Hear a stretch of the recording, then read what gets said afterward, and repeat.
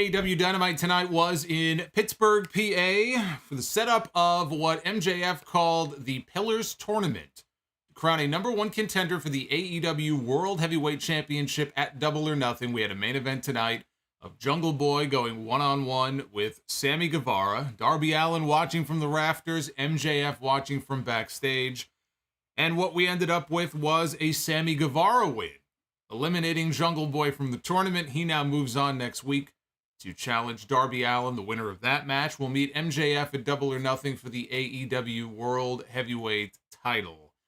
Or will they? They didn't want you to think that we were getting a four-way. It's supposed to be a one-on-one match at the pay-per-view. I am still holding out hope that it will, in fact, be a four-way, because I think it would be a mistake for it to be anything else. The main event that makes sense for Double or Nothing is a fatal four-way match with all four pillars for the World Heavyweight Championship. And they have 5 weeks left. Be plenty of detours in the storytelling. They could still get us to a four-way. We'll have to wait and see. We have to let the story play out. We had a very anticlimactic finish. And frankly, it was also a finish that pissed me off for a different reason. We'll talk about the main event. We also tonight had the Elite coming out to call out the Blackpool Combat Club, who have attacked the Elite over the last several weeks. They put out the Bucks. They put out Don Callis. Kenny Omega said, come on down. Let's have a face-to-face. And Don Callis did make his return to the program tonight. He's got a nice scar on his head from the gash he suffered a few weeks ago. But he came out, and he did not come alone. He brought out Konosuke Takeshita to help even the odds a little bit for the Elite against the Blackpool Combat Club. And Takeshita helped dump a whole bunch of members out of the BCC, except one very important member, his friend, Bryan Danielson. He did not put his hands on his friend. That's something that we ought to keep in mind. But it's Don Callis, right? Don Callis is somebody who cannot be trusted. Don Callis is a natural heel. And so this story, again, we talked about the World Championship program possibly taking a few detours along the way. I think this one will as well. And I think we're heading for a swerve involving not only Don Callis, but Takeshita as well. We have a brand new TNT champion. It was short. I'd love to say that it was short and sweet, but it wasn't very sweet. Powerhouse Hobbs is now Powerhouse Jobs. He did the JOB to Wardlow, who is now a 3-time TNT champion. And does anybody really care about the fact that Wardlow was once again TNT champion? Of course not. Because the first 2 times were so great. What makes you think time number 3 is going to be any better for Wardlow? But he had a little help. He had a little backup tonight in the form of Arn Anderson. But Powerhouse Hobbs, no longer the TNT champion. How many weeks was that? He won the title at, did he win the title at Revolution? No, he didn't win the title at Revolution. He won the title, I think, the week after. How many weeks was that as TNT champion for Powerhouse Hobbs? 6 weeks? Maybe 7? Probably not the shortest run, but I'm trying to think of anything eventful that he did in his entire time as TNT champion. And the only thing I can really think of, the biggest thing that he did was he sat in the background while QT Marshall took center stage. And that is a recipe for failure 10 times out of 10. So while I am happy that at least Wardlow got a win, this was a situation really where he needed this win. I am sad that it came at the expense of Powerhouse Hobbs. Britt Baker. Britt Baker was having a good night. She was over in her hometown, right? They were in Pittsburgh tonight. She got the win in her tag team match. But then she came out again later on in the show. We had a segment with Chris Jericho and Adam Cole that led to a segment at the end where Adam Cole was helpless to do anything to help his girlfriend as she was pummeled mercilessly by the dreaded kendo stick at the hands of Saraya. We got a very melodramatic finish to a segment that, of course, being in Pittsburgh, they used it to get heat on the heels, which makes sense. But as far as the rest of this show here, we'll go step by step as we do each and every Wednesday night. That's why you're here. I am the Solomonster. This is your AEW Dynamite review for Wednesday, April 19, 2023. I thought it was a good show overall. It had its flaws. It has its, You know, it had its moments where I was not a fan of what they were doing. But when I look up and down the card, as far as some of the matches, the storyline advancement that we got, it was not a bad show. It was not a bad show. And I liked more than I hated about it. So to me, that qualifies as a good show. Not the strongest episode of Dynamite, but I'm not going to beat up on it the way that I see some people beating up on it. But hit the subscribe button if you are new here. I would love to have you as a subscriber. We're only 27,000 away from 100K.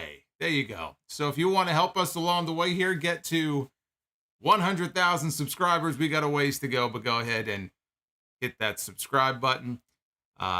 Give this video a like as well. 450 likes is the goal tonight for Be the Booker. So if we hit that goal, we will do that segment later on in the show. Super chats are open. You will see them popping up on your screen as they come in, and I'll be reading them and answering your questions a little bit later on, as I always do. So go ahead and hit that button as well. The super chat, the money icon, that is the super chat button for those who don't know. And of course, memberships are open. You can join our little green world order. GWO. Become a part of the GWO. If you already are not a member of the GWO, I don't know what you're waiting for. But if you are a member, yeah, there it is.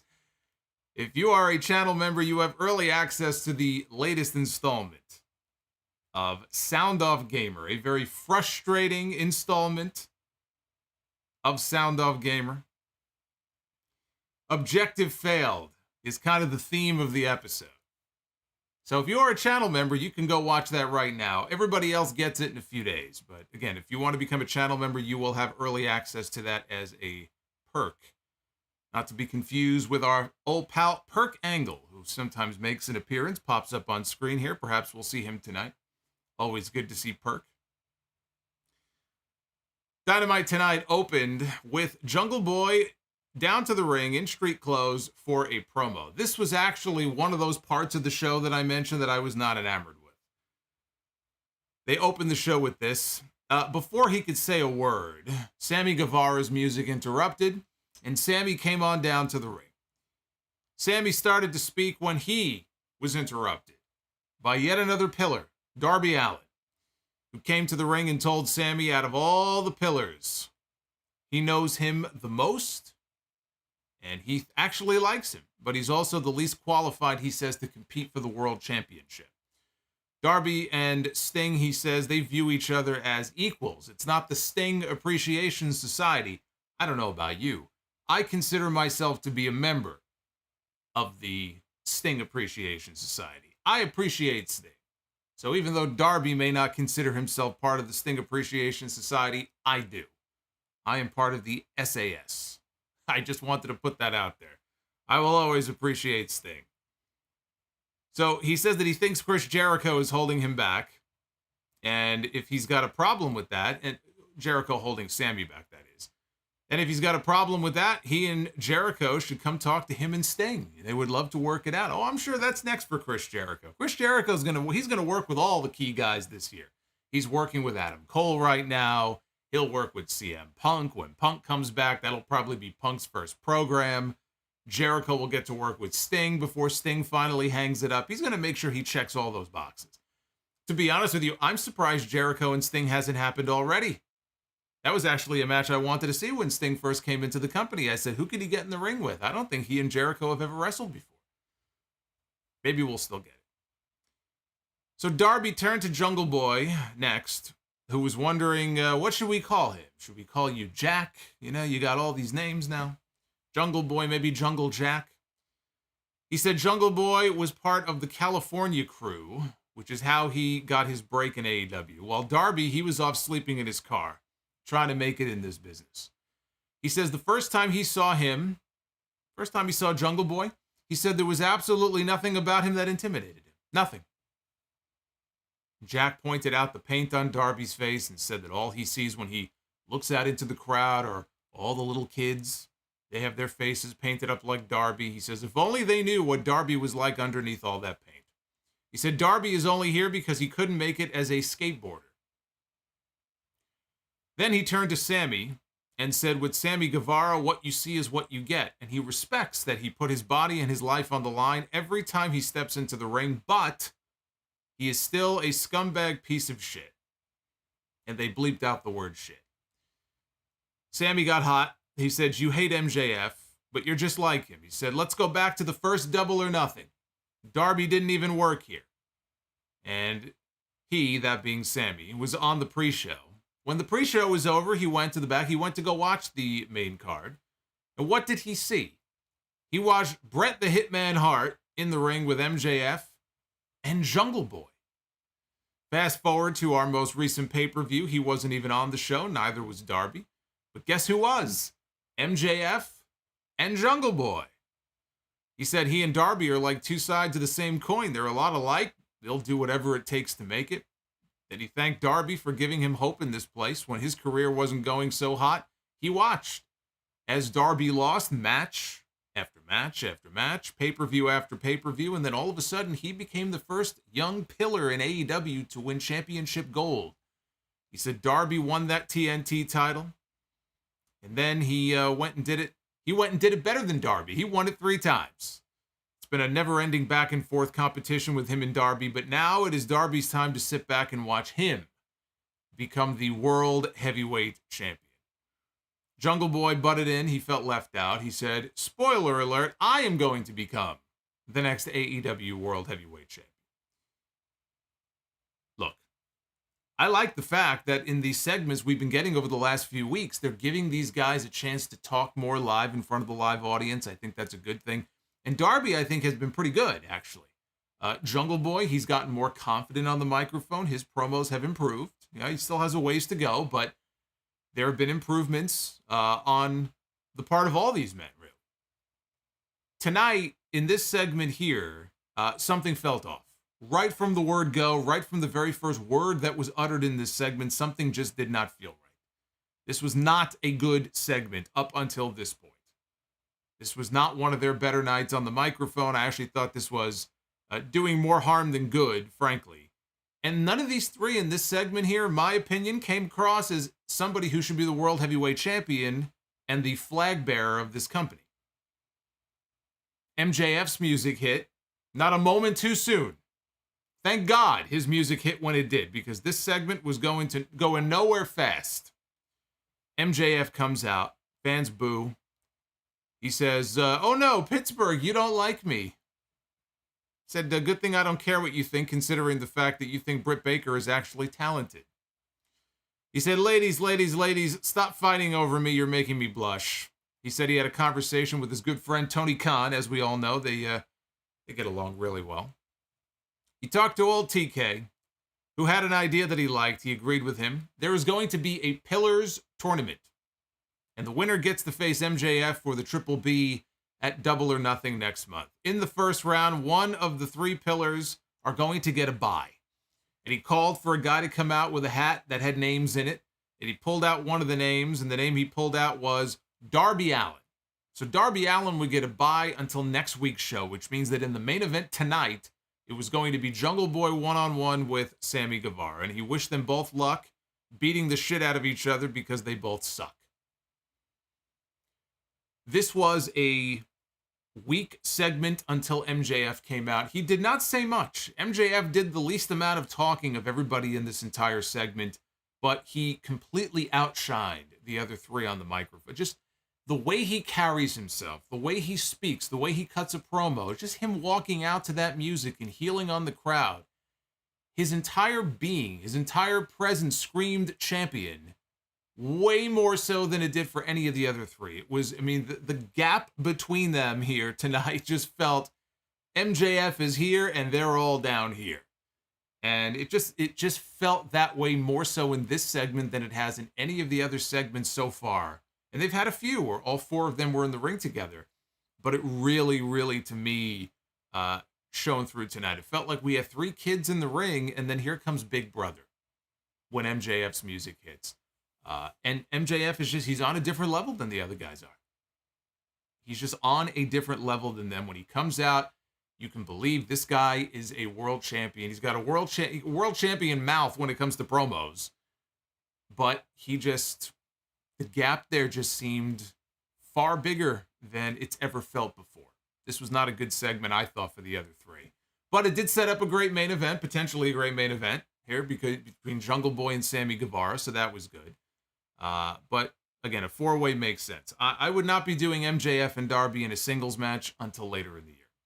But that is how we ended the opening segment here on this show. Shout out to Tyler, who just subscribed to the channel. Oscar giving you the double thumbs up. We had a Pittsburgh homecoming for the good doctor. It was Dr. Britt Baker, DMD, whose entire family, her parents, were out there in the front row to cheer her on. Britt Baker and Jamie Hayter against Toni Storm and Ruby Soho. This was the crowd pleaser because they had the hometown hero in there. Saraya was harassing Britt's mom in the front row when the Outcast came out. She was trying to pull the yellow towel. They're like rally towels that everybody was waving around. Jerry Lawler loves Gunther the Magnificent. All hail Gunther. All hail Gunther. All hail Drew. Is that my boy Drew? I believe it was Drew Johnson dropping a $50 Gunther super chat. Yes, indeed. Oh, we got the Shanky Shuffle. Look at this. Back to back with Gunther. We got the Shank. Whatever happened to Shanky, by the way? I asked that question a few weeks ago and nobody was able to tell me. Shanky just disappeared off the face of the earth. Vince McMahon. Nobody was sadder to see Vince McMahon go away last summer than Shanky, because that's around the time he vanished. But anyway, thank you, guys. Who was that who dropped that Shanky super chat there? I don't know. I'll get to you guys later. But Drew, thank you for that 50. Very much appreciated. So yeah, they had the yellow towels that everybody was waving around for Britt since it's Pittsburgh. I guess the colors are black and gold, right? So the Outcasts, they attacked Britt and Jamie when they came out to make their entrance. They attacked them on stage. During the match, Britt tried a Panama Sunrise off the apron heading into the commercial break. She jumped off the apron on the floor, but then she ate a kick. Was not able to complete the move. That led us into the commercial break. Later on, Jamie Hayter, she dropped Toni Storm with the DVD onto her knee and made the hot tag to Britt, who cleaned house. She countered Storm Zero into an air raid crash. Ruby, though, was able to break it out. Or break it up, and break it out, and break it down. Shanky is coming like Veer. Is that okay, so is he still coming? I guess so. Well, Veer came and he left. Boy, he didn't last very long on that main roster, did he? So we had ripcord stereo elbows by Britt and Jamie, who dropped Toni with a hate breaker. Storm hit a violent sweet cheek music to Britt in the corner. I have no idea how Toni Storm does not give these women either a concussion and or whiplash every single time it looks brutal. It looks great, but I have no idea how she's not concussing these women when she comes in like a rocket into that corner and she just smashes them the way that she does. Saraya clocked Britt with the Women's Championship when the referee wasn't looking. Storm Zero connected. Britt kicked out at 2. She kicked out of a belt shot and Toni's finish. I guess that's the power of Pittsburgh. Storm and Hayter, they brawled on the floor with Storm focusing on Jamie's shoulder, trying to take away the lariat. Baker laid out Ruby with a Panama Sunrise, a slow Panama Sunrise. She came off the ropes. She landed, she planted herself, and then she completed the move. So she did complete the move, but it was a slow Panama Sunrise that she hit. And a little delay there, but only got a near fall. Ruby kicked out of the curb stomp. Britt, though, got the lockjaw and was able to get the submission win for her team. This was all action. Crowd was into it. Obviously, with Britt being in Pittsburgh, everybody was on their feet for her. And they may be telling a story here. Watch that with Jamie's shoulder, because she got helped to the back by the trainers. Look, so they could be telling a story Rich over here dropping all this money on me. Hey, I just want you to know, I think you rock. I don't mean The Rock, A-Rock. You rock. And I just wanted you to know that. Drew Johnson coming in yet again with a $100 super chat bomb. Drew is the man of the hour. That's $150 in the last few minutes alone. Drew, you're making me blush. Thank you very much. Drew Johnson, showing some super chat love here on this stream. I love it. I love it. Well, we got a lot of horny people in the chat who say they would love to be concussed by Toni Storm. Is that so? Risking concussion to take a sweet cheek music from Toni Storm. So again, watch with Jamie Hayter's shoulder because I think the next title defense, whoever it is that she's going to defend that championship against next, that could be the story going into the match. If she comes out next week, if the shoulder is taped up, we'll see. But this was good. This was actually a good match. And like I said, crowd was energetic for it, all action. I didn't have an issue with this. And you think, okay, this is going to be a great night for Britt Baker, right? She goes out there in her hometown and wins, but she couldn't leave well enough alone. If she would have just left it alone, she could have had a great night for herself, but there was more yet to come. So Renee was backstage for an interview with Wardlow ahead of his TNT Championship match tonight. Wardlow said that he had a member of the Four Horsemen in his corner not all that long ago, referring to Tully Blanchard, back when he was with the Pinnacle. And that horseman, he said, taught him about evening the playing field. Wardlow said that he decided to reach out to another horseman to help him. And I was so hoping that Paul Roma was going to walk in. I would have popped if Paul Roma would have walked into the camera frame, but unfortunately it was not Paul Roma. But we did get Arn Anderson, and it was good to see Arn in all seriousness because for those who don't know, Arn fairly recently lost his oldest son. And I don't know if he was there. He might have been at WrestleCon over WrestleMania weekend. I mean, he might already be back in the swing of things. I know he's got his podcast. But it was good to see him out here and back on TV so soon after, that tragedy that happened to his family. So Arn recalled some of the things that Hobbs and his crew did to Wardlow recently. He called it kid stuff. He said they broke into your car. They stole some of your gear. They may have taken your passport. He said kid stuff. But they took your championship from you. And that's a different story. He said Tully Blanchard is a smart guy who taught Wardlow how to be the best checkers player in AEW. Arn told the fans to get ready because tonight they're playing chess. And the crowd popped.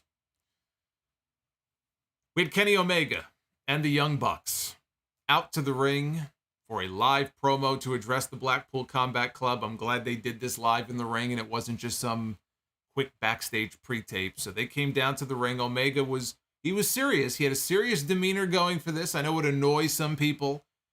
Kenny's mannerisms and just the way the Elite conduct themselves and how goofy they can be. There was no goofiness or silliness here. This was Kenny Omega playing it straight. He started by saying the Blackpool Combat Club were four of the most respected wrestlers, but then they made his friends bleed and they sent Don Callis to the hospital and they tried to put them on the shelf. And he called out the Blackpool Combat Club to come on out, squash the beef. Bryan Danielson popped up on the Tron, and he was appalled that they did not have much to say. Because Kenny said, I don't have much to say here. Come on out. And so this appalled Bryan Danielson. And this was all part of a setup to distract the Elite because sneaking up behind them came Jon Moxley, Claudio, and Wheeler Yuta. They attacked the Elite from behind. And a wild brawl ensued. All over ringside, into the crowd. They were all over the place. Matt Jackson hit the locomotion. Do the locomotion with me. And Bully the Clown. Bobbert Reviews. Hey, thank you, brother, for the $30. Shout out to the greatest podcaster of all time. Who's that? You didn't specify who that was in the super chat, but thank you, Bobbert. Thank you very much. So he did the locomotion. I can't get that song out of my head now. Northern Light suplexes. He did this with a partially torn bicep. He is still rehabbing from the torn bicep. Moxley, meanwhile, locked in a rear naked choke out on the floor on Omega, who sent Moxley spilling over the barricade into the front row right in the lap, it looked like, of Britt Baker's parents and gave them a thrill. Or at least the mother. Yuta cut off Matt's super kick by hitting him in the injured arm with what I believe was the Ring of Honor world title. And Claudio dropped Nick with a power bomb. Yuta locked cattle mutilation on Matt. Moxley dropped Omega with the Death Rider. This brought Bryan Danielson out from the back on the microphone, and he was talking to Kenny Omega as the Blackpool Combat Club surrounded Omega in the ring and they held him. Don Callis ran out from the back. His first appearance since he split his head open, apparently to the skull, as the report stated at the time. That's how deep the gash was. Supposedly, you could see down to the skull. That sounds like a blind item that Don Callis himself would have leaked to the wrestling news media. It was a very nasty gash, though, and you could tell he's got a scar on his head. But he came out with a chair. He made it halfway down the ramp. He saw that the numbers were overwhelming in the ring. He dropped the chair, and he ran to the back like a coward. And Danielson, meanwhile, in the ring said that Omega actually had the most potential out of all the members of the Elite. But if he doesn't want to reach that potential, then he needs to be gone. And Danielson then pulled out a screwdriver, same screwdriver that he used to try to gouge out Hangman Page's eye a few weeks ago.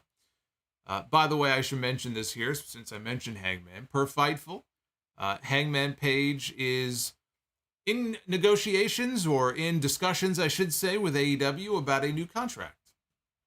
Since I guess his contract is coming up in the not-too-distant future, he is talking to them about signing for many, many more years. He would have been one of the original contracts in that company. He was part of the Elite crew with Cody and the Bucks and Omega that really started this company in the first place.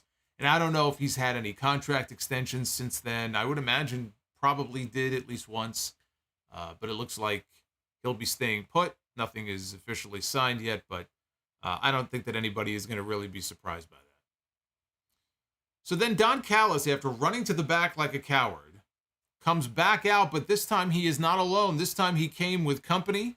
He came back with Konosuke Takeshita. And, of course, he's been scouting Takeshita now for many, many months. It's almost been like a little side story. Rarely is it even referenced on television. I mean, they've mentioned it before here and there, but he has been scouting Takeshita for many months.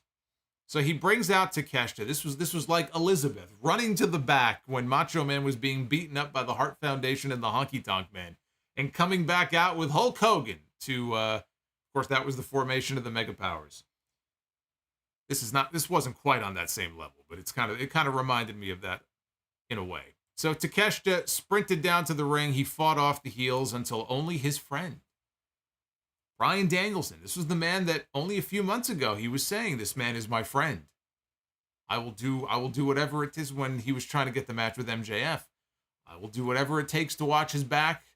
He's my friend. He's my idol."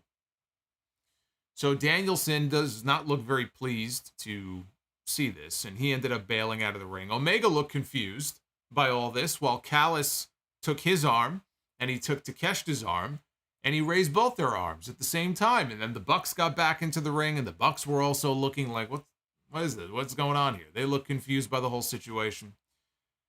Danielson was furious about Takeshita showing up. But again, he bailed out of the ring before there was any physicality with him and Takeshita, and I think that's key. First of all, let me just say this. I love it. We have one story playing out here at the same time that another story, and that story's been going on for a while too, but again, it hasn't really been focused on the main show. We have this main story going on with the Elite and the Blackpool Combat Club, and now they're kind of weaving this other story into it when this one's not even over yet. So I like that. But if we are going to get 5-on-5 in the eventual Blood and Guts match, and there's going to be an initial match at Double or Nothing next month, maybe it'll be Anarchy in the Arena again. That'll be either 4-on-4 or 5-on-5. And if last year is any indication, they'll save the Blood and Guts match for television sometime in June or sometime in July, maybe after Forbidden Door. But clearly, the direction here is to build to Blood and Guts. We know it's going to be the Blackpool Combat Club and the Elite and Blood and Guts. And if that is the case, the numbers don't add up, right? Because usually they've done 5-on-5 in Blood and Guts. Right now on the Elite side, you've got Omega and the Bucks. And then you presume that Hangman will come back and that'll be 4, right? Over on the Blackpool Combat Club side, you've got Danielson, you've got Claudio, you've got Yuta, and you've got Moxley. So they could do they could do 4-on-4, if they wanted to, I suppose.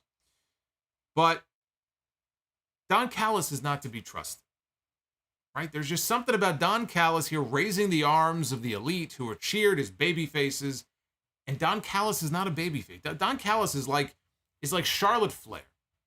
Charlotte Flair is supposed to be a babyface, at least the last time we saw her, right? Charlotte Flair is not a babyface. And WWE didn't realize it or didn't care.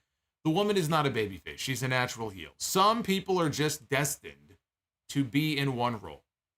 Don Callis is a heel. He's a slime ball. He's a scuzzball. He's a scumbag. Call him whatever you want. Where I think this is going is a swerve. We have heard a number of times recently comments made by Kota Ibushi that he is going to come to AEW. He wants to come to AEW. He's talked to Kenny, and he wants to talk to Tony Khan. He just made a comment this past week about wanting to have a conversation with Tony Khan. It is only a matter of time before we see Kota Ibushi, who is a free agent right now, in an AEW ring. Hangman Page is going to be back in the next few weeks. We know he's going to link up with the Elite, right? They're all going to be reunited as one. Hangman's going to want revenge for the screwdriver attack. Where I think this ends up going is that Don Callis, the snake that he is going to end up turning on the Elite and aligning with the Blackpool Combat Club, and he's going to take Takeshita with him. And it may not happen at the same time. Maybe they don't both turn at the same time. Maybe Don goes first and Takeshita stays behind, but then a week or two later it happens with Takeshita. But I think the both of them end up with the Blackpool Combat Club. I think that Takeshita and Danielson are still friends. And so then you'll have Danielson, Moxley, Claudio, Yuta, and Takeshita. That's 5. 5 on 3. 4, when Hangman comes back, who's the 5th? Kota Ibushi. So when we eventually get to that blood and guts match, if not at Double or Nothing, whatever initial match they do there, I think it ends up with the Elite, Hangman, and Ibushi against the Blackpool Combat Club and Konosuke Takeshita. Then you get your 5-on-5. Then the sides are even. You get Ibushi and AEW finally, after all these years. And you get Takeshita involved in a top program in the company, because this guy is going to be a big star in AEW. And what better way to launch him to that next level than have him mixing it up and working with Kenny Omega and Bryan Danielson and Jon Moxley and Kota Ibushi and people like that. This will help take Takeshita to that next level. Even though people love him, you could question, well, do you turn him heel? He's a likable guy. I think that's where this is headed. We're gonna get a swerve. It's just a matter of when. And I, for one, look forward to the eventual Kota Ibushi AEW debut, because it has been far too long that they've teased it. But a lot of things have prevented it. He got injured, of course, all that. But we're a hell of a lot closer to that now than we were back in the day when people were first hoping for it. Now we had Dasha. She was the ring announcer here for this show tonight because Justin Roberts got popped for COVID, so he was not on the show tonight. So Dasha was in the ring for the introductions for the TNT Championship match between Wardlow and Powerhouse Hobbs. Now, there was no Aaron Solo on this show with the other members of the QTV crew. He was powerbombed, if you remember. He took that nasty bump where he got powerbombed through the one table off the stage and the back of his head smacked the other table. So Aaron Solo was not there. Wardlow had armed Anderson in his corner, and they played footage from Dynamite in March of 2021, a show that I reviewed, because I've reviewed just about every Dynamite here on this channel. I think I've missed a couple, but I'm sure I watched the show. I'm sure I reviewed the show. I have no memory of this. But apparently in March of 2021, and I know it's true because they had footage of it, QT Marshall, I guess when he went heel, he betrayed the Nightmare family. And they showed the footage of this, and he also popped Arn Anderson in the face. He popped Cody's coach right in the jaw. And they had this all queued up and ready to show us, and good on them because I don't remember this at all. So good on them for showing the replay of this. Wardlow's physique, I wanted to mention this. Wardlow's physique has changed. His physique has gotten softer, and I'm wondering if that's because he's injured or he's coming off an injury and maybe wasn't able to train upper body as much. I just noticed it when he came out as compared to how he used to be all, I say jacked up. I'm just saying he used to be coming out there looking like a beast every week, but it was noticeable. I don't know if anybody else picked up on that, but I'm wondering if it's injury related, if maybe why he looks a little softer than he used to be. But we had Wardlow running Hobbs, I should say, right into the barricade at ringside, clotheslined him over it into the crowd. Wardlow hopped the barricade. He fought Hobbs amongst the fans. The referee followed them, tried to get them back in the ring. Eventually, Wardlow tossed Hobbs back over the barricade, heading into a picture-in-picture break here during this TNT Championship match. Bash, you know what, Bash? You may be right. Bash says maybe Wardlow just gave up. Just with all the booking and everything, he's just like, fuck it. Maybe so. So we had Wardlow hitting the top rope senton, which is always very impressive to see him hitting that move. Did not go for the cover. Wardlow had Hobbs down when Cameron, I think it is, from QT's crew got up on the apron to distract him. QT Marshall entered the ring, put Wardlow down with a diamond cutter. Hobbs followed with a spine buster, only got a 2 count. And I hated this, and I'll talk about why this. I hated this. QT is arguing with the referee. Armed Anderson gets into the ring, and he pulls out the finger Glock, and he pointed directly at QT and scares QT to where he bails out of the ring, and he starts to head to the back, where he is met by Penta. Doesn't see Penta and Alex Abrahantes behind him. And Penta delivers a super kick. Marshall staggers back down to ringside, rolls back into the ring, where Arn delivered a DDT. And I will always pop for an Arn Anderson, either a spine buster or a DDT. So I popped for that spot. Look, you don't know how many of these he's got left in him. Probably not very many more, right? Arn at his age is not going to be getting physical very often.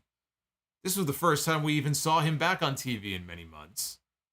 So I will always pop for a good Arn Anderson DDT or a spine buster, because back in his day when he was doing them, few people did it better than Arn Anderson. I think of the DDT, I think of Jake the Snake, but I also think of Arn Anderson.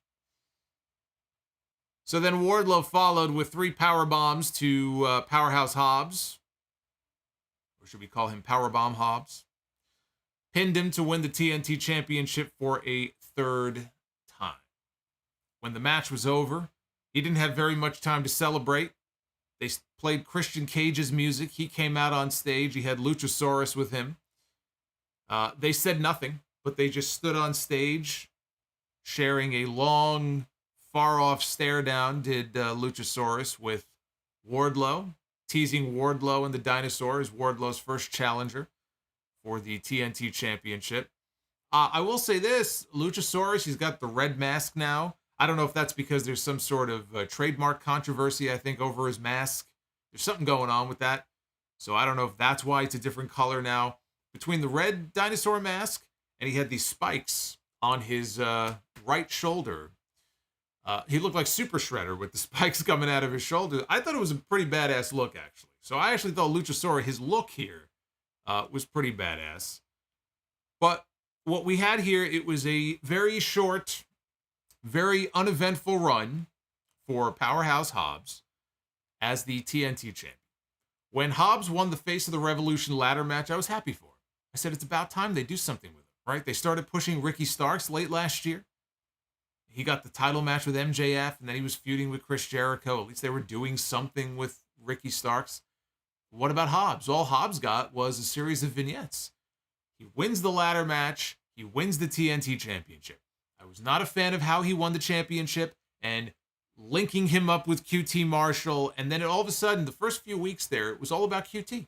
We had QTV. I remember that first QTV segment. We had Powerhouse Hobbs sitting there in an office chair, TNT title in his lap, and QT is there making, cracking jokes.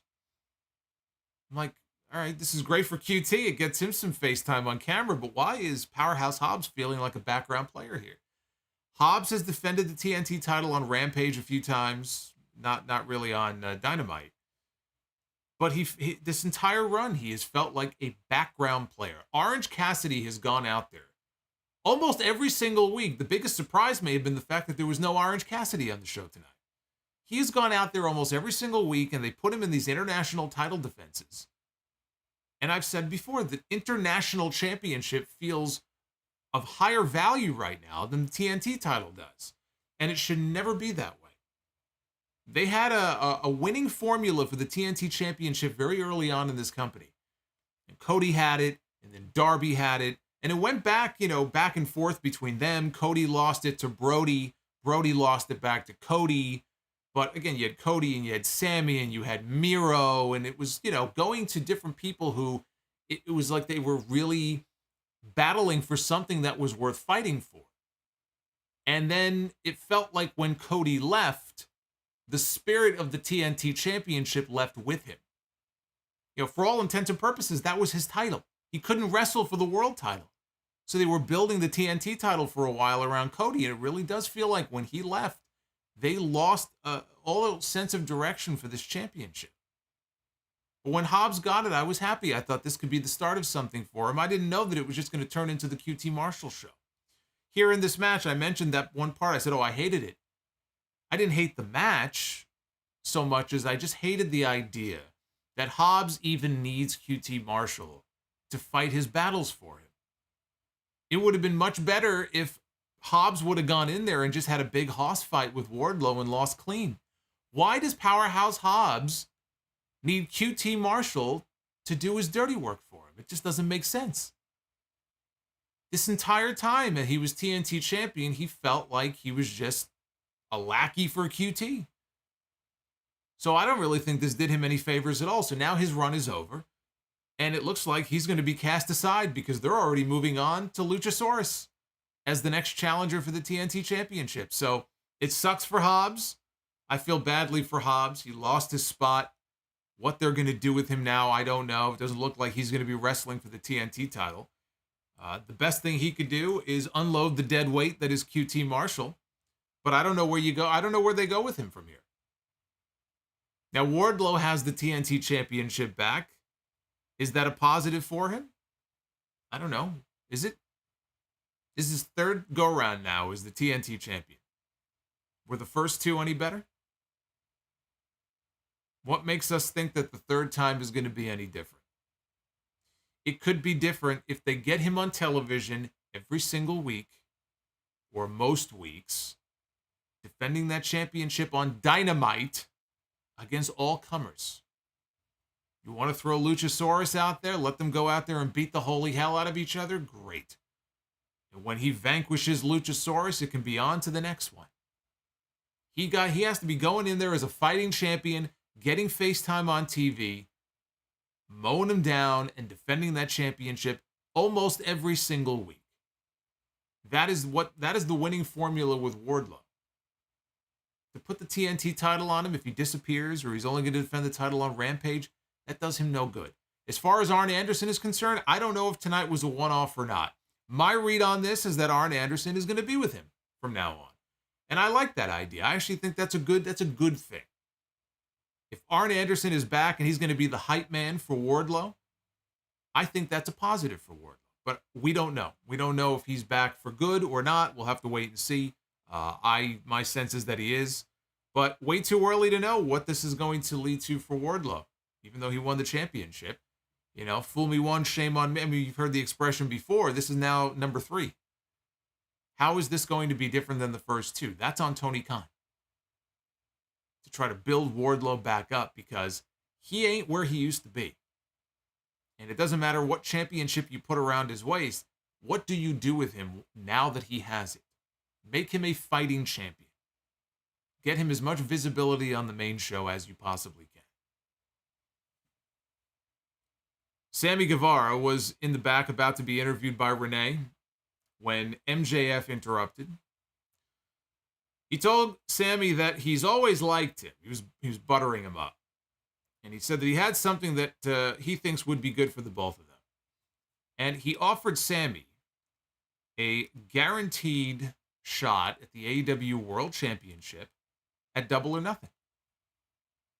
All you have to do is lay down. MJF said Sammy said he would beat Jungle Boy, Darby, and then MJF to become the champion. MJF said the odds of Sammy beating the Three Pillars were slim to none. He said he could offer him the main event spot and a blank check if he would just agree to lay down for him at Double or Nothing. MJF handed Guevara a blank check, turned around, and he let Sammy sign the check, write in an amount on the check on his back, which Sammy did. And when he turned around and gave MJF the title and he looked at it, MJF shrieked and said, "Oh, okay, that's your price." He said, "Yeah, that's my price." And MJF agreed to it. And he put his hand out for a handshake, and Sammy said, "Friends hug. Friends don't shake hands, friends hug." And so they hugged. And that was the end of the segment. Up next, we had Switchblade. Breathe the Switchblade. Jay White up next against Komander. White faked the handshake early on, like he was like a kind gesture, and he suckered Komander in with a cheap shot. We got a shot of Shawn Spears in the crowd watching. We haven't seen him in months. Komander showed off his insane athleticism. Really, this was as much a showcase for him as it was for Jay White, which I don't understand. I don't understand that at all. Now, Komander is very impressive, but why this had to be a 50-50 showcase here for both these guys is beyond me, given that this was Jay White's first official match as an official full-time member of the AEW roster, and yet Komander was the one who it felt like was getting most of the shine here in this match. He tried a moonsault to the floor.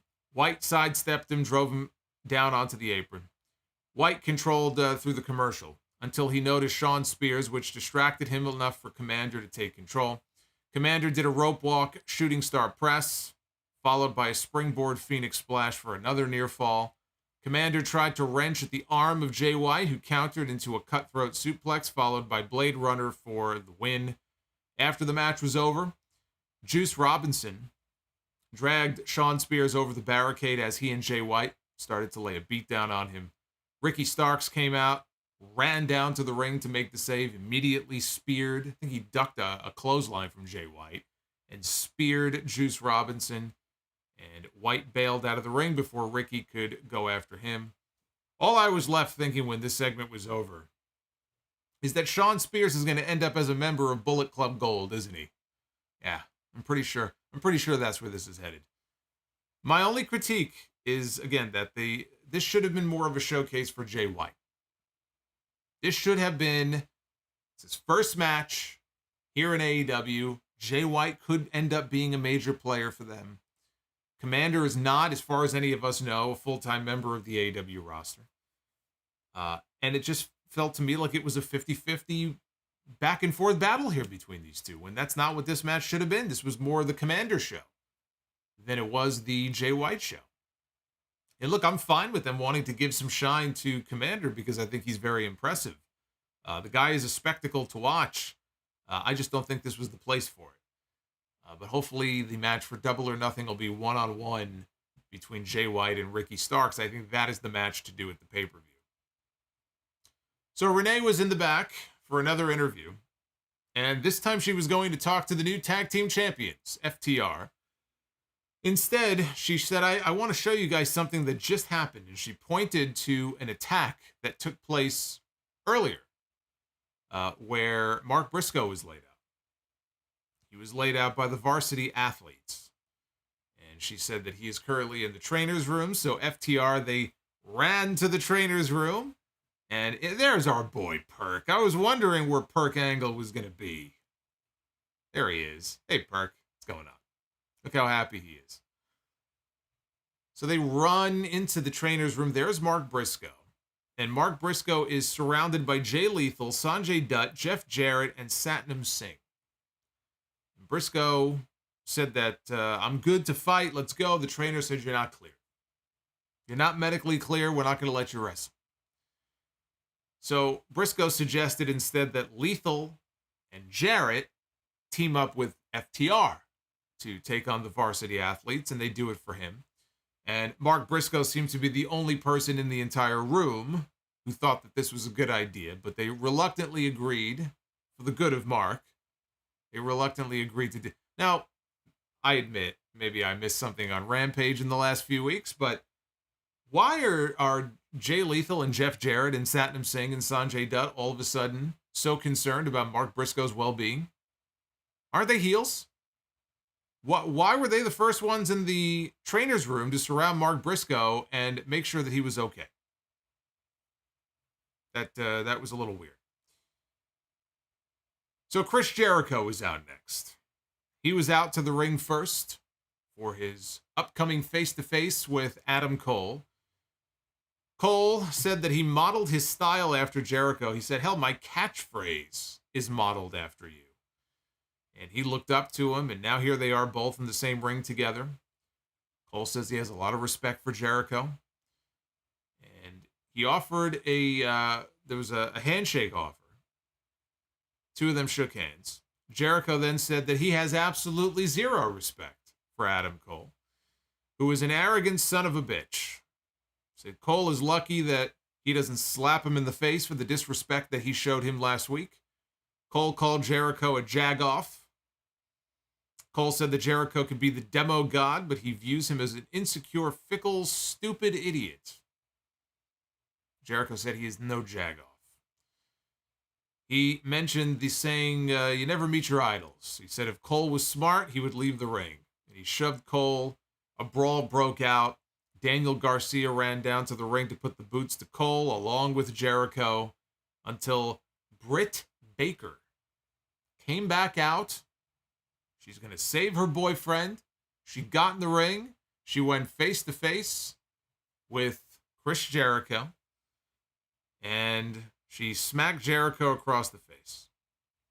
All of a sudden, the Outcasts appeared from underneath the ring. It was all a setup here by Jericho. Always thinking one step ahead.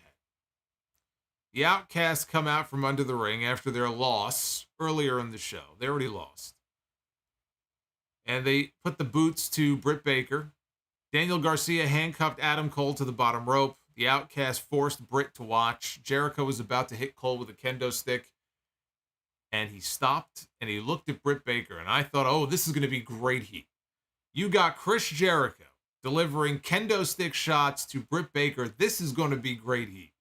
And then he handed the kendo stick off to Saray. See, you want real heat in this segment? You have Chris Jericho be the one to lay that beat that in front of her parents.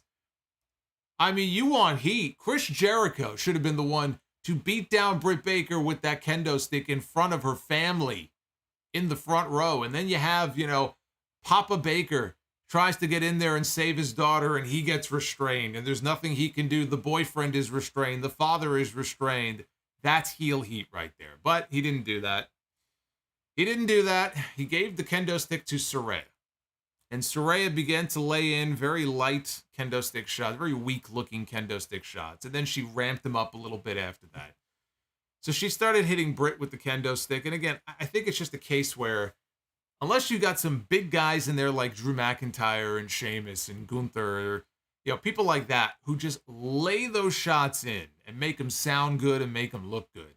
We have seen the kendo stick used and abused so many times before that it's just old hat at this point. I don't know if I'm the only one who feels that it's ineffective in situations where, unless you're really seriously laying those shots in, where you see the welts appearing on people's body, and to me, it just doesn't have the same effect. And add to that the fact that you have Britt Baker laying here. This was so melodramatic. She's laying here. She's going, Austin, Austin. She's calling him by his real name. She's calling Adam Cole by his real name here. Austin, Austin. And Adam Cole, oh, please stop, stop, stop. He's yelling at them, just, oh, Austin. She's she's morphing into Paul Bearer. Now, she's laying on the mat screaming his name out, all while Cole is begging them to stop. Jericho and Saraya then at the end of the segment then hugged. And we had the members of the Outcasts and the members of the Jericho Appreciation Society all standing tall here to close out this segment. They used Britt's popularity here in Pittsburgh, which was smart. It was a smart idea for them because they knew she would be over. They knew she would be popular. And if you did anything to Britt Baker, it's easy heat. So it made sense to use her popularity in this city to get heat on Jericho and to get the heat back on the Outcasts, who already lost earlier in the night. This was a way for them to get their heat back. And to that end, I thought it was effective. Again, a little melodramatic there for my tastes, but they were setting out to do something very specific, and I think they accomplished that, and I think the Jericho-Adam Cole match at Double or Nothing is going to be very good. So, this was good. Now, we had a video that aired with Matt Hardy, Jeff Hardy, Isaiah Cassidy, and Hook. By the way, it was good to see Mark Quinn pop in the other night at the HOG show. Watching the action. Haven't seen him. He's been out with an injury, I believe. Haven't seen him on television in many months. It was good to see him the other night. But we had Matt, Jeff, Isaiah Cassidy, and Hook. Matt told fans to keep checking their phones to find out when the firm deletion match is going to take place. If you missed it last week, they announced that there was going to be what they're calling a firm deletion match from the Hardy compound. Probably at the pay-per-view, but who knows? It could be an episode of Dynamite in 2 weeks. I say that now. It could happen in 2 weeks on television. So that's what he was referring to there. Jeff Hardy said that he would address the AEW crowd for the first time Friday night on Rampage. The only problem with that is that there is no Rampage on Friday. Rampage is airing on Saturday this week. So, whoops. My guess is they recorded this last week when Jeff was there. Jeff probably wasn't there tonight. This is just my guess. And therefore, they had no chance to reshoot it, but they should have really edited and reshot this because they knew that Rampage was airing on Saturday.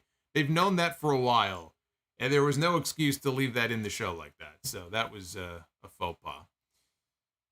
We had the Acclaimed and Billy Gunn taking on Matt Menard, Angelo Parker, and Jake Hager. The stipulation is that if the Acclaimed were to lose this match, that the Acclaimed would have to join the Jericho Appreciation Society, as if this group is not bloated enough as it is. Most of this happened during the picture-in-picture, so it's hard to even review a match like this when the majority of it didn't even happen in the big box. It happened during the commercial break. Billy got the hot tag, though. He tried a famous her on Hager, who countered into a takedown. Bowens and Matt Menard, they made the tag with Angelo Parker trying to use what Excalibur referred to as a loaded comb. A loaded comb. He hit Hager with it by mistake, and then Billy Gunn took the comb and he broke the comb, and also broke Parker's heart in the process. Bowens hit the arrival. Caster connected with the mic drop for the win. I wrote in my notes here one line. I wrote, this was a match, and it filled time. Yep. We had the main event, which was part of our Pillars tournament. Jungle Boy one-on-one with Sammy Guevara. The winner would meet Darby Allin next week on Dynamite, and the winner of that match would then challenge MJF for the World Heavyweight Championship at Double or Nothing. These two, right out of the gate, were going pedal to the metal. They went from 0 to 60. They were not wasting any time here. And it wasn't like we only had 5 minutes left in the show. They had some time here. They had a good 10 to 12 minutes here for this match. But right out of the gate, we had dives. We had Guevara hit a Spanish fly off the apron to the floor. MJF was shown backstage. He was applauding his new best friend. They showed Darby up in the rafters. Like his father, he was looking down, watching the match. Jungle Boy planted Sammy with a sunset flip powerbomb on the apron, followed by a crazy diving destroyer off the top. This looked insane. It looked so good they replayed it. Sammy connected with an implant DDT that actually looked more like a Steiner screwdriver. This was scary is what this was. Dropped Jungle Boy right straight down on his head. That Steiner screwdriver used to scare the crap out of me. And I think there's some compilations of it on YouTube. This was very similar to that. Sammy tried for the GTH. Jack, though, avoided it. Hit a Poison Rana. Sammy came right back with the Poison Rana of his own. Jungle Boy then caught him with the sliding elbow strike to the back of the head. We got a double down. The referee started a count on both men. Jungle Boy got the snare trap submission applied. Sammy, though, made it to the bottom rope for the rope break. We got dueling Let's Go Sammy, Sammy sucks chants. Jungle Boy went to the ropes with Sammy. Sammy, though, dropped down to the mat, and he delivered a running drop kick and launched Jungle Boy from the ropes all the way to the timekeeper's table outside. Now, he didn't go through the table. His head smacked the edge of it. He took this great bump, though. Like, he flew through the air. Visually, I thought it looked great. So the referee starts his count. Bryce Remsburg is counting, and it looks bleak for Jungle Boy, right? But 6, 7, now he's starting to stir. The referee's count is up to 8. Referee goes up to, I think he actually went up to an 8 count when Sammy took the referee for the distraction. And the reason he did this is because it was all part of the master plan. Here comes MJF on the outside. He's got the Dynamite Diamond ring, and he wallops Jungle Boy, clobbers him right in the head with it, knocks him out. So now the referee did not see this. He turns back around, and from the count of 9, he then counts to 10, and Jungle Boy is counted out. And Sammy Guevara wins, and Sammy Guevara advances in the tournament. This annoyed me to no end. Because you have a referee, and he gets to a count of 8, right? He is distracted. Therefore, the count is broken. And there was a period that went by from when he got distracted to when he resumed the count that had to be a good 15 to 20 seconds. And yet when he resumed the count, he started the count from 9. And then he counted 10, and Jungle Boy was counted out. When has that ever happened? I'm sure it has, but when did that become a thing to do? You restart the count. Now, I was thinking maybe they were running low on time at that point in the show, and they had to get to the finish. But we had a whole post-match celebration between MJF and Sammy Guevara and all these shenanigans with them in the ring, and they showed Darby up in the rafters shaking his head out of frustration. It wasn't like they were about to go off the air. That was incredibly stupid. I don't know why you would have a break and then start the count back up from 9 and then count the guy out. I just thought that was dumb. But again, we had this long over-the-top celebration in the ring. MJF got in the ring. He tackled Sammy with a big bear hug. They were celebrating like they were just the best of friends. And so Sammy advances to next week. This crowd here for the majority of this match was a lot quieter than you would hope. There were parts of this match where they were silent, which is not good for your main event. Surprisingly silent for large swaths of aside from like the big spot or the big move they would bust out. This crowd just felt very down for a good part of this match. I hated the cheap finish, but I get that it's part of the story they're telling with MJF and Sammy. So it is part of that angle that they're doing. And it was also their way of protecting Jungle Boy, by having Sammy win, but he didn't win clean. He didn't even get a pinfall win. They didn't even give him a tainted pinfall win. He won by countout. So they were trying to protect Jungle Boy in the process. It looks like, as of this moment, looks like we're not getting a 4-way match at Double or Nothing. And they're probably going to go with MJF and Darby. I can't imagine they're doing MJF and Sammy. So we're probably getting MJF and Darby Allin one-on-one for the championship at the pay-per-view. I think that's a mistake. I would not be doing the 4-way, I would be doing the 4-way. I would not be doing MJF and Darby as a single this early. I would save that for later in his run, save it for later this year. Maybe you could even work Sting into the angle somehow to get Darby the championship match. I would save that. I would not do that match at Double or Nothing. But doing the 4-way just makes all the sense in the world. You get all 4 guys on the pay-per-view. It would be an incredible match.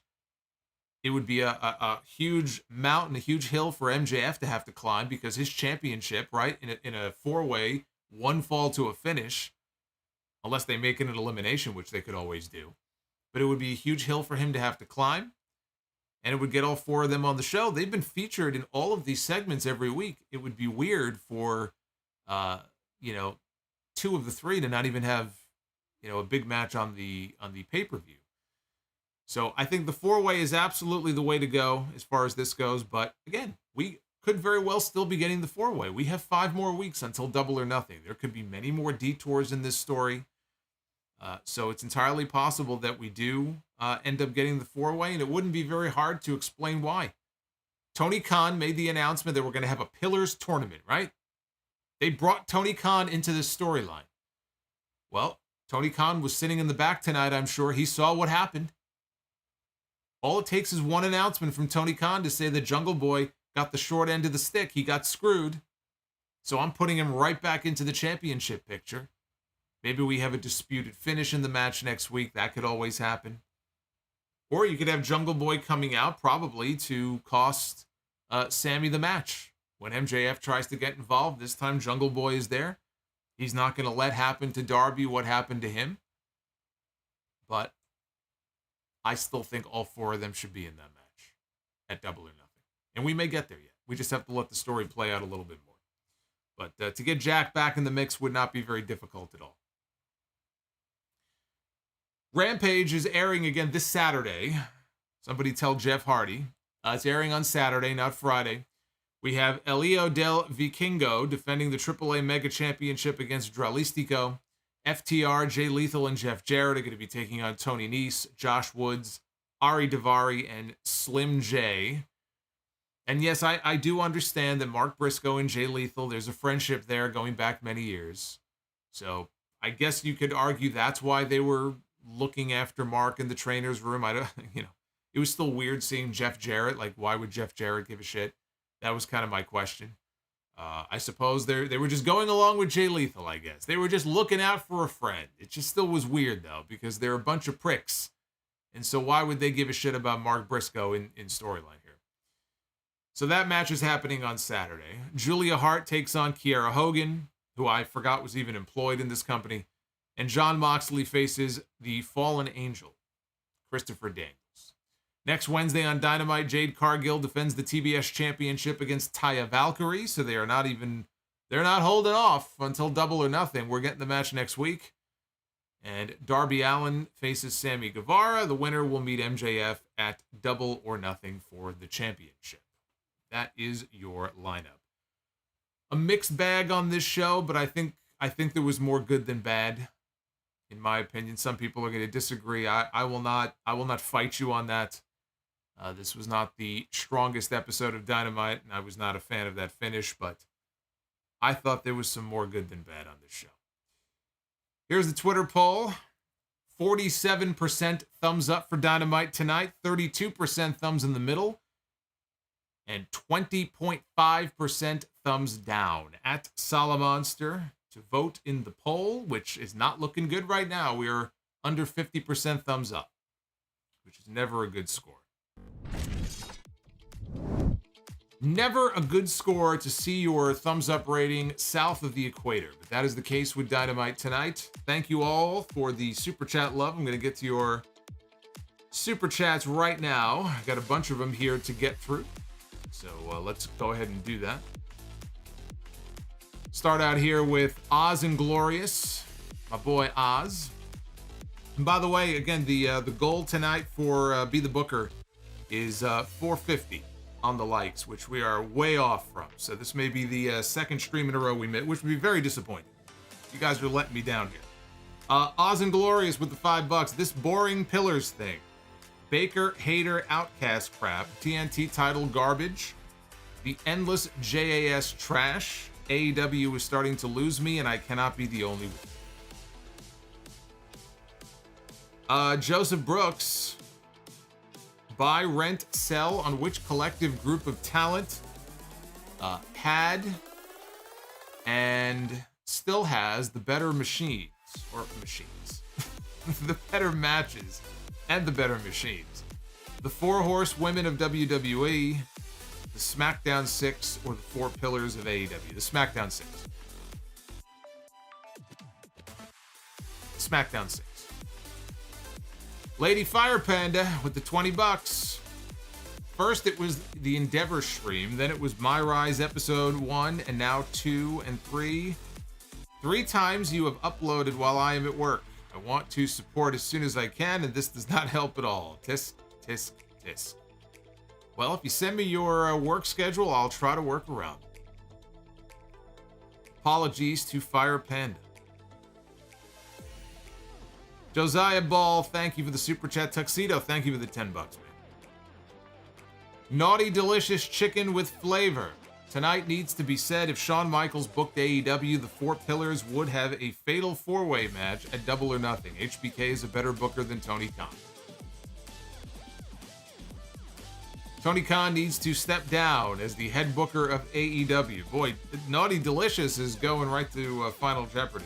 He's not cutting any corners. He is no fan of Tony Khan.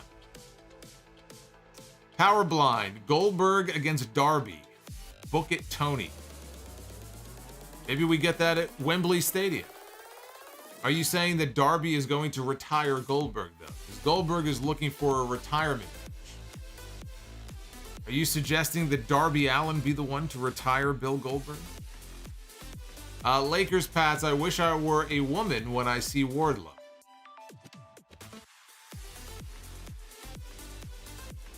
Dr. Scorpio, guess you could say Hobbs failed his objective. Very funny. Some of that My Rise humor.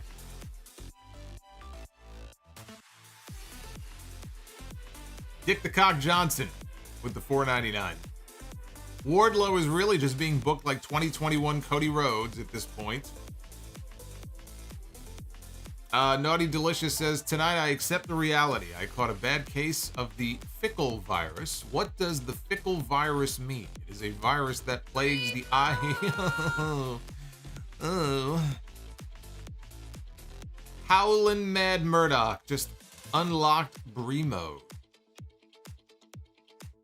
with the $25 super chat. But he says that it is a virus that plagues the IWC. Yes, they are a very fickle bunch.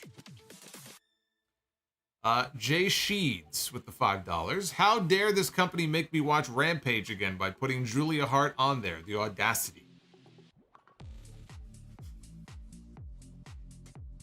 Nick Grosso with the $19.99. Hey, Nick, thank you. Decent show, especially like the Blackpool Combat Club Elite segment. Oh, there he is. There's Armed Anderson. Great timing tonight. So he liked the Blackpool Combat Club segment, the Adam Cole, Chris Jericho segment. That is the most heelish and interesting the Outcasts have looked. And I think Takeshita and Callis are going to turn, leading to Ibushi. I agree. It's going to lead to Hangman and Ibushi. It's going to be 5-on-5 for Blood and Guts. The Mount Vernon kid, Christopher Bennett. Hope everything is well on your end. Says, oh boy, I tell you, TNT title, man, just get rid of this title. It is pointless and useless in my opinion. Hulkling93, Solo, to clear up my Sesame Street analogy on Monday. The point was that second-tier champions like Wesley, OC, and Walter feel more credible than Austin Theory. At this moment, yeah, I would say that all three of them feel more credible than Austin Theory does. And think about that for a second when you consider the fact that Austin Theory just wrestled and beat John Cena at WrestleMania. Who, if to listen to WWE say it, is the greatest of all time. It's pretty sad. Shout out to Alberto Ortiz. He has been a channel member for 4 months. And he just wanted to know what is the song at the beginning. It is not in the description. Dig all of your intro music. Well, thank you very much, Alberto.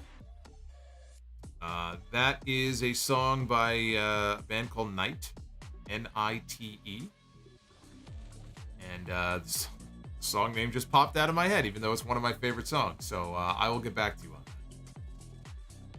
I will get back. It's a remix. It's a remix of a night song.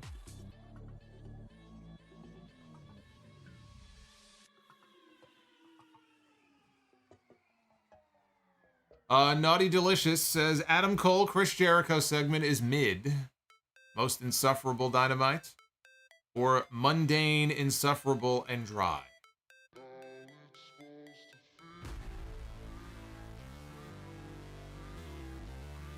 The Mount Vernon kid Christopher Bennett got another question for you. You feel it would have been more impactful if Jericho hit Britt with the kendo? I do, yeah, no, I do.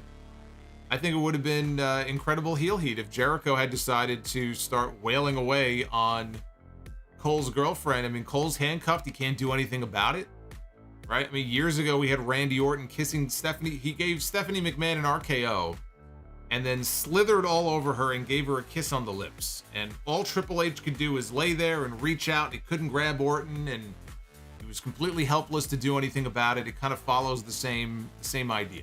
Right? It's a rehash of a segment we've seen before where the boyfriend or the husband gets cuffed to the rope, but especially in Pittsburgh, where their family right there, I'm telling you, man, that would have been heat. West Coast James with the $4. Are you going to smoke a joint for 420 day? I will not, but you should smoke one for me. Smoke one for me. Juan Ocampo with the $4.99. Pockets is better booked than Hobbs ever was. I know people might not agree with what Cornette says, but oh boy, what was that? It was lazy booking. M-Sun, more like Powerhouse jobs. That's right. Yes. Yes, indeed. Yes, indeed. There's Vincenzo McMahon.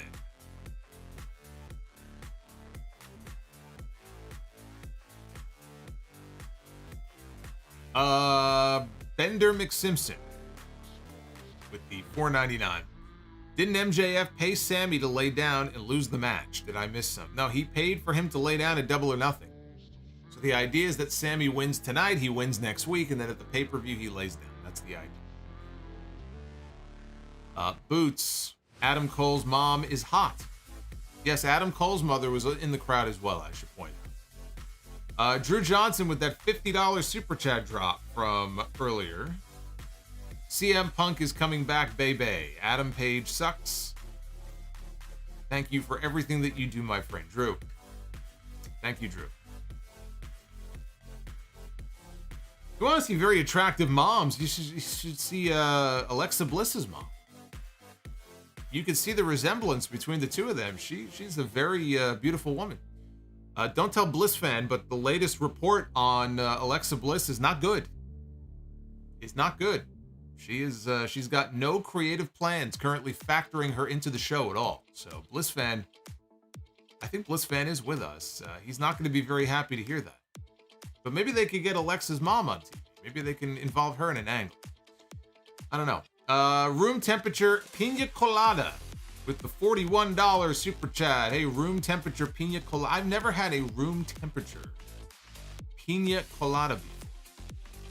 I don't know if that would taste very good. Way too early to take the belt off Powerhouse Hobbs. The TNT Championship feels like an afterthought. It felt like an afterthought for a long time, unfortunately.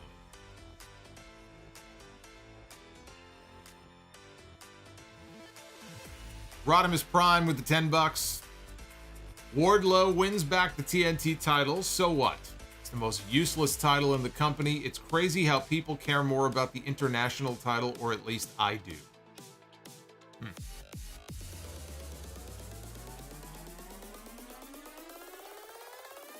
Was that a ringside news report? Somebody had messaged it to me a few hours ago before the show went on the air.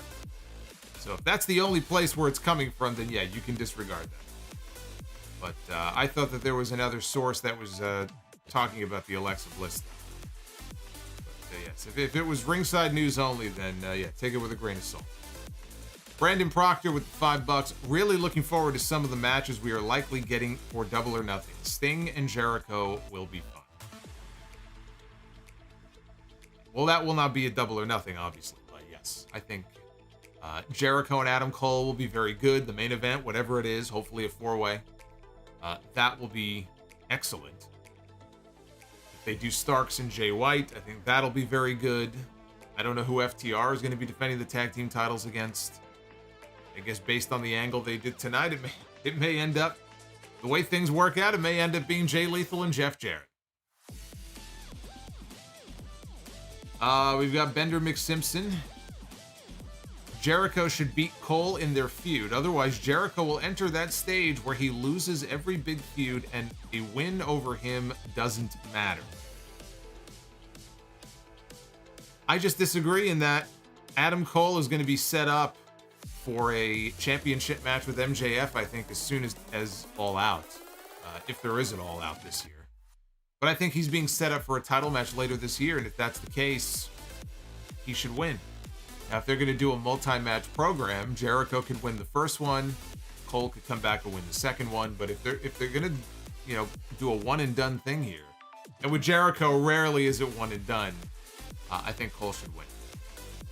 Drew Johnson says, "You're the man. Your streams keep me going, my friend." Drew, again, thank you for the $100 super chat. You deserve a round of applause for that one, my friend. Hey, Toby F just gifted a channel membership to BlissFan. Holy shit.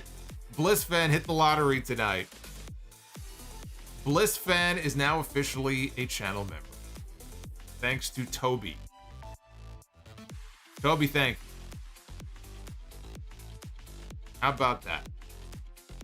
Our boy Bliss, you gotta put a smile on BlissFan's face. All this bad news. Now he'll be happy.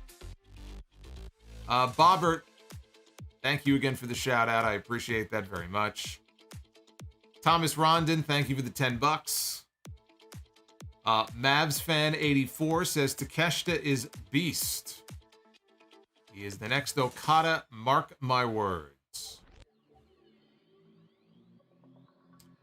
Zachariah Sitchin, will KO and Sammy lose the tag team titles before the Sweet Saudi Money PLE since Sammy is banned? I don't know if Sammy is banned or if it's more just a matter of him choosing not to go. I think they'll probably drop the belts before then, though, yes. Zachariah says, I just answered that one. Tito lies. Remember when Anderson fell off the stage? Yes, I do remember when Arn Anderson fell off the stage. Mavs fan says Ibushi and Bryan could end up being a brutal matchup. Yeah, I'm a little worried about their head and neck when those two get in the ring. Linklex says the TNT title is basically AEW's 24/7 championship. Michael Darcy, do you think Hobbs could work in Bullet Club Gold as their heavy, or should they keep it to Jay and Juice? I'd rather it be Hobbs than Sean Spears if that's where that story is going, so yeah, I think that could work. J-Ray, update on All In at Wembley. Ticket pre-registrations are moving north of 60,000. Anyone by now who thinks this show can't sell out is just hating. Again, I don't see the show selling 90,000 tickets, but they're going to sell 50, 60, 70. Yeah, I think that's doable. And that's an incredible number. They don't have to sell out. They do 65,000 people at Wembley Stadium. That's amazing. For a company that's never run a stadium show whose biggest crowd ever in the history of the company is 20,000. If they do double 20,000, that's an amazing number for them. If they do triple, that's incredible. Are they getting 90,000? No, they're not going to get 90. But I do think people are underestimating how well those tickets are going to do. And just keep in mind, I said this on Sunday, pre-registrations are not sales. It's an indicator of interest in the show. If you expect that half of those pre-registrations will end up being registered as actual sales, right? That would get you to 30,000. And then if you assume that half of that is going to be at least 2 tickets or more, that's where you start getting into the 50, 60, 70,000 range. But I think people hear that and they think, oh, they've already sold 60,000. No, they've sold nothing. They've sold 0. We're just talking pre-registration right now, but it is a very impressive number. Howlin' Mad Murdoch with the $25 Bree Mode super chat. Didn't watch Dynamite because I was busy occupied with the Mandalorian and binging the OG 90210. Tiffany Amber Thiessen is the GOAT. Sorry, Solomonster, I know how much you admired Danielle Fishel. Topanga was my crush there for a while, but before her was Kelly Kapowski. So you're not offending me at all. In fact, I think I went from Kelly Kapowski to Topanga. And Lark Voorhees, right? Lisa Turtle was in there as well. Love Lisa Turtle. Paul Heyman. How about this for a dream match that we never got and probably never will? Cody Rhodes against Jeff Hardy. Yeah, I mean, I think Jeff, maybe going back 15 years against current Cody Rhodes, I think would have been a great match. Jeff Hardy today against Cody Rhodes, not so much. But Jeff Hardy from 12 to 15 years ago against current American Nightmare Cody Rhodes, I think would have been a very good match. Oz and Glorious, how are you doing, or how are you hoping Jay White gets booked out this year? Do you think Conan's criticism was premature or spot on? I did not hear what Conan said. I didn't listen to the segment, so you'll have to clue me in. I don't know what he said. But how would I book out Jay White? I would simply... He's not going to be the AEW World Champion this year, right? MJF has that championship. And whoever it is that's going to beat him for the championship, it's not going to be Jay White. So he won't be in the world title picture this year, but I think you slowly build him up. I think at some point you could put the TNT Championship on him. And maybe, with some attention, maybe he could bring some value and prestige back to that title. So I think he should end up with gold around his waist to build to an eventual World Championship chase in 2024. But the key is going to be reps,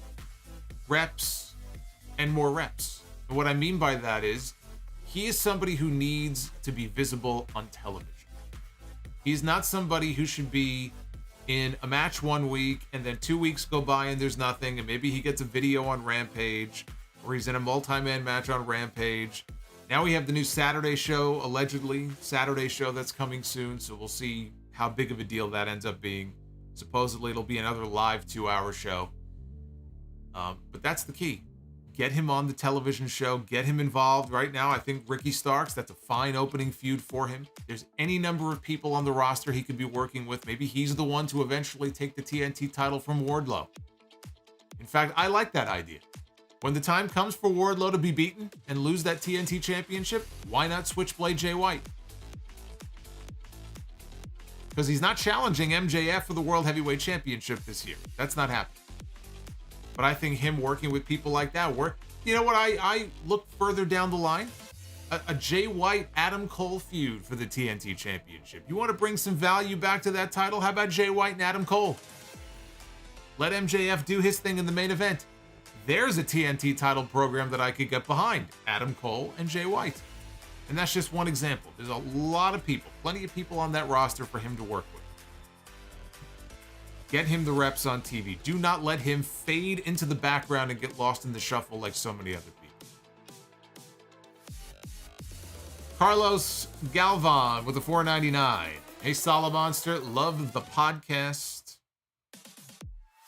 and streams. If there was a draft between the WWE and the AEW rosters, how are you shaking things up?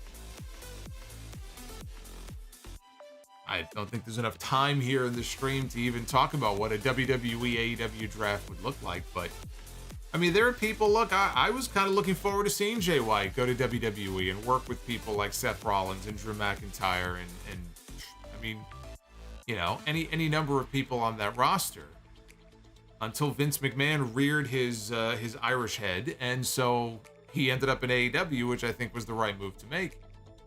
But Jay White working on the WWE roster and then maybe sending a Drew McIntyre over to AEW. Or Randy Orton working with members of the AEW roster. He gets drafted over to Dynamite, right? If he ever makes it back. There's a lot of moves like that. Guys who I think have been in WWE for a long time who could use a change of scenery and some new opponents. Those are the guys who I would shift over to the other brand.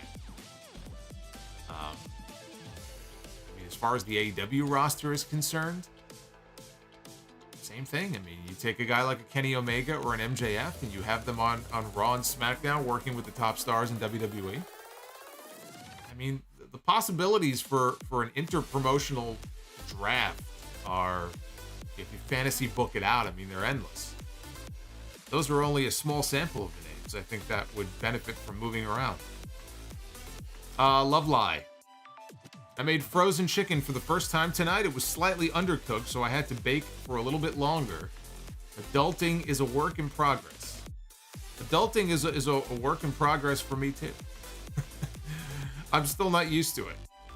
Every day brings some new challenge for me. Daniel Malcolm, appreciate you solo. Daniel, I appreciate you as well. Naughty delicious chicken with flavor. It is officially 420. Oh, sweet Mary Jane. Yukio rules with the $10. I went to WrestleCon over WrestleMania weekend this year, and I had a lot of fun, but was super nervous when meeting the wrestlers. Do you get nervous when meeting wrestlers, or are you cool about it now? I mean, I guess it's possible that depending on who I'm meeting, I could get nervous. If it's somebody who I've never met before, who I watched growing up as a kid or something, I mean, maybe, but no, I mean, I don't, I've been around a lot of wrestlers, even in House of Glory, because we bring in some named people. And I guess I'm just kind of used to it by now, but I don't know. I guess when I remember the first time I met Flair and I met Britt at the same event back in, I want to say it was 08. It was at Caroline's in New York City. And so, yeah, that was a little nerve-wracking, meeting Britt for the first time, but that was a great experience. And I've been to WrestleMania Fan Access at a bunch of the WrestleManias that I went to, and I guess maybe I was nervous when I interviewed a bunch of the WWE guys in Miami just because I didn't know who I was going to meet. I had very limited time to prepare. I had about 15 seconds from the time the PR person walked them over to our table. That was nerve-wracking. But no, I don't really get nervous the way I used to. Just kind of get used to it, And Winston Smith, Shield against Freebirds, or Von Erichs against the Wyatt family.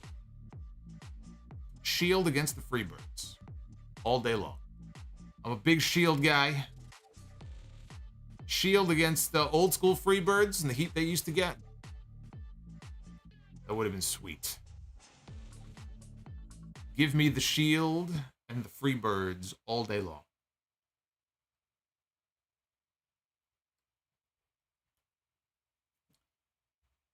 So that was very good.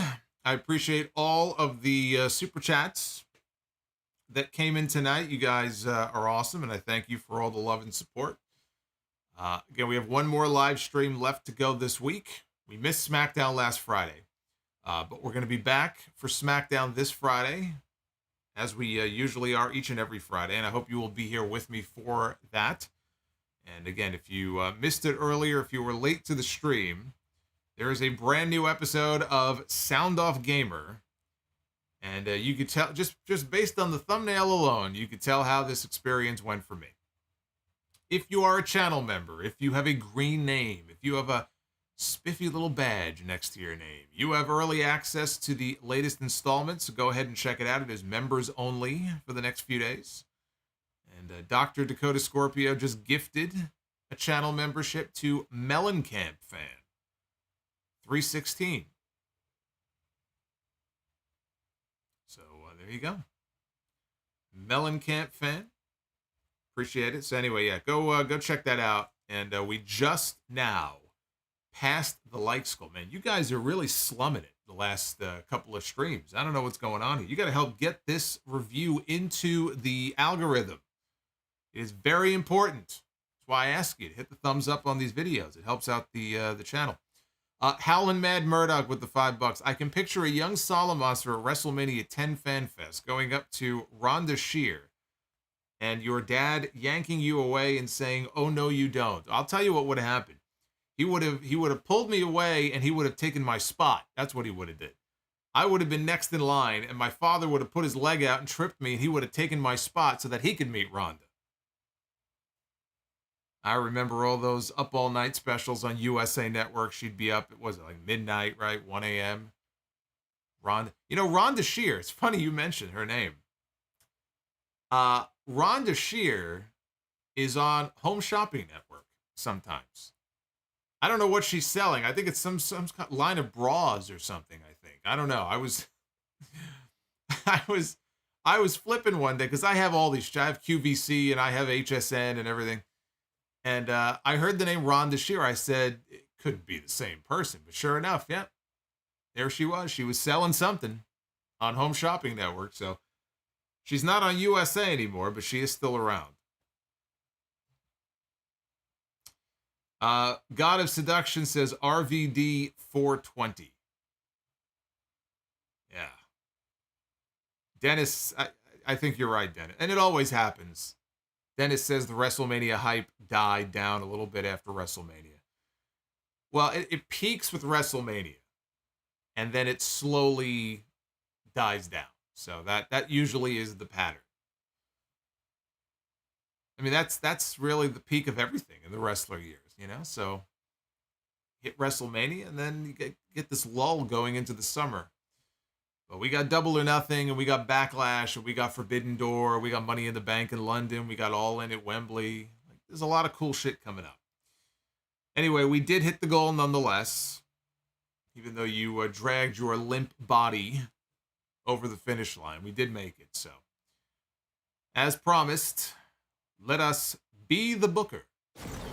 Ladies and gentlemen, it is now time to be the booker.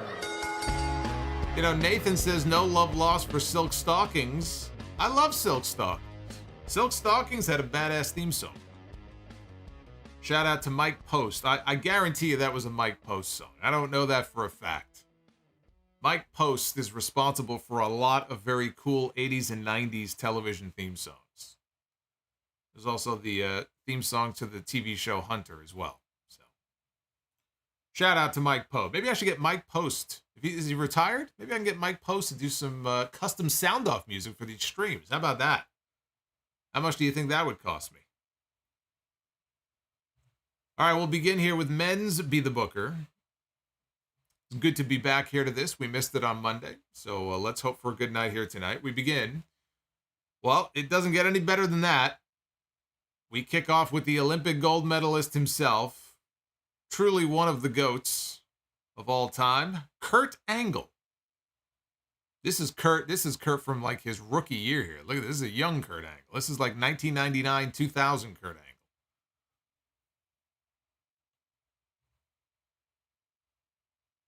Kurt Angle, in his physical prime, is going to be stepping into the ring with Minoru Suzuki. Kurt Angle and Murder Grandpa.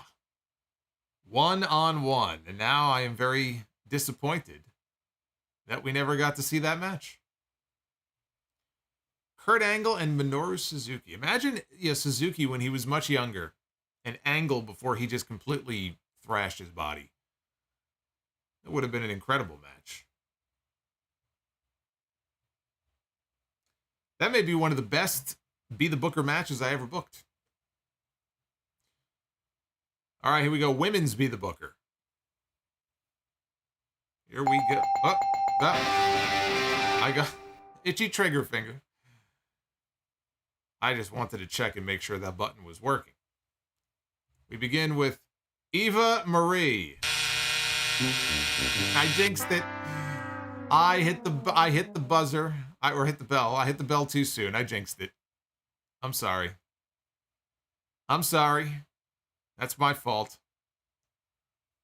I jinxed it. Just for shits and giggles, let's finish this out and see who she would have faced. Eva Marie and Sol Ruka. Now, Sol Ruka is somebody who has heaps of potential. She's an incredible athlete. And if she keeps progressing at the rate that she's been progressing, I think Sol Ruka is going to be somebody we're going to be seeing on television on the main roster in the next 3 or 4 years holding a championship. But anything with Eva Marie is, I mean, I won't say anything, but most matches with Eva Marie are getting the buzzer. There's no way around that. Sol Ruka is definitely not ready to get a bell with Eva Marie. It's like the blind leading the blind. Can you even imagine who would lead that match? Who would be the ring general in a match between Eva Marie and Sol Ruka? Eva Marie would technically be the one leading that match. It's like the blind leading the blind. Hey, Yachiru, thank you. We begin Tag Team Be the Booker with the, I believe they were 7-time WWE Tag Team Champions, Edge and Christian.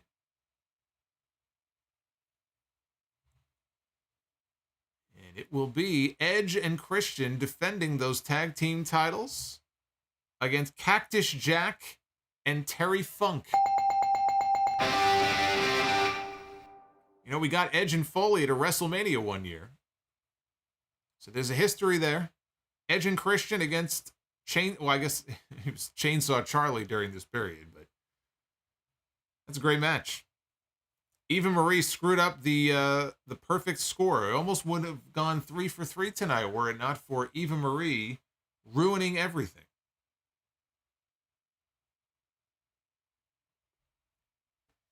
But that was good. That made up for the one that we missed on Monday. 2 out of 3. Naughty Delicious Chicken with Flavor. I'm calling it. Braun Breaker will be drafted to SmackDown. I like the fact that Braun is a heel now. I think it's actually better if he gets called up to the main roster as a heel. And then eventually, all good heels eventually get turned babyface by the fans anyway. So start him out as a heel. It'll be easier, I think, for him. I think he'll be a better promo as a heel. It's always more fun, probably, as a heel. And then eventually you could turn him babyface. Or the fans will just naturally turn him babyface. But I actually think that's a good idea, the fact that they turned him heel on NXT. It says, Eva Marie against Sol Ruka. Loser has to clean Solomonster's room. Okay, they're both of them are more than welcome to come and help out around the place. I won't kick them out. I'm just saying I don't want to see them in the ring together. They want to hang out here, I'm more than happy to welcome them into my humble abode. I just don't want to see them in the ring in an actual wrestling match.